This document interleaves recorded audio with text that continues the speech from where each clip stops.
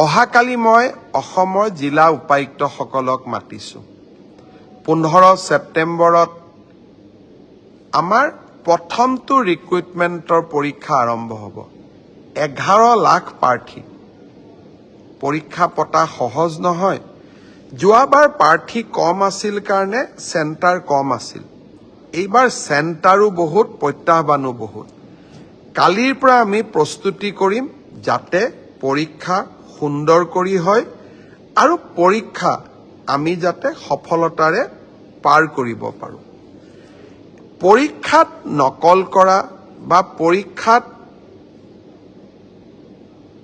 নিয়মৰ বাহিৰত গৈ যিসকলে কপি কৰে, নকল কৰে, তেওঁলোকৰ বিৰুদ্ধে আমাৰ চৰকাৰে এখন বিধানসভাত আইন প্ৰণয়ন কৰিছে। ইয়াৰ ফলত পৰীক্ষাত নকল কৰা ব্যক্তিজনক গ্ৰেপ্তাৰ কৰাৰ উপৰিও তেওঁৰ ঘৰুৱা সম্পত্তিসমূহো চৰকাৰে অধিগ্ৰহণ কৰাৰ এক ডাঙৰ ক্লজ এই আইনকেইখনত আছে। 2 দিনৰ ভিতৰতে আমি এই আইনখনৰ বিষয়েও বহুল প্ৰচাৰ কৰিম। মই আশা কৰিম মেধাৰ ভিত্তিত নিযুক্তি। বহুতে কয় মোৰ মেৰিট আছে কাৰণে মই চাকৰি পালোঁ। বহুত এতিয়া ফেশ্বনো এটা আছে যে আমি বিজেপিক কিয় ভোট দিব লাগে, আমিতো মেৰিট আছে কাৰণে চাকৰি পালোঁ। মই এটাই কথা ক'ম, মেৰিট আৰু মেৰিটৰ ভিত্তিত পৰীক্ষা পাতা এই পংকিলতাৰে ভৰা সমাজত ইমান সহজ নহয়। এক প্ৰকাৰ অহা কালি পৰহিৰ পৰা আমাৰ অফিচাৰসকলে ৰাতিয়ে দিনে কাম কৰিব লাগিব যাতে 15 ছেপ্টেম্বৰৰ পৰীক্ষা নিকা হয়। কিন্তু মুখ্যমন্ত্ৰী বা আন মন্ত্ৰীসকলে যদি বিচাৰে পৰীক্ষা নিকা হ'ব নালাগে, মোৰ মানুহে চাকৰি পাওক, তেতিয়াহ'লে সকলো কথা সহজ।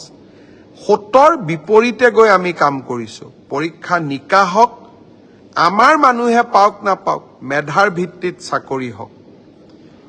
এই সংকল্পক সিদ্ধিলৈ ৰূপান্তৰ কৰা এটা অতি কঠিন কাম। 15 ছেপ্টেম্বৰত আমি আকৌ এটা শিক্ষাৰ্থীসকলেও পৰীক্ষা দিব, চৰকাৰেও এটা কঠিন পৰীক্ষাৰ সন্মুখীন হ'ব। মই আপোনালোকৰ সহায় সহযোগিতা বিচাৰিম।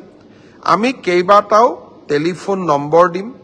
কোনোবাই যদি ক'ৰবাত কিবা এই ধৰণৰ বেআইনী ঘটনাৰ সুযোগ পায়, নকল কৰাৰ ঘটনাৰ খবৰ পায়, কিবা নকৰিবলগীয়া কাম কৰিব এনেকুৱা আগতীয়া খবৰ পায়, আপোনালোকে যাতে আমাক জনাব পাৰে। 15 ছেপ্টেম্বৰৰ পৰীক্ষাটো চৰকাৰে নহয়, অসমবাসীয়ে লগ লাগি আমি সুন্দৰ কৰি পালন কৰিব লাগিব।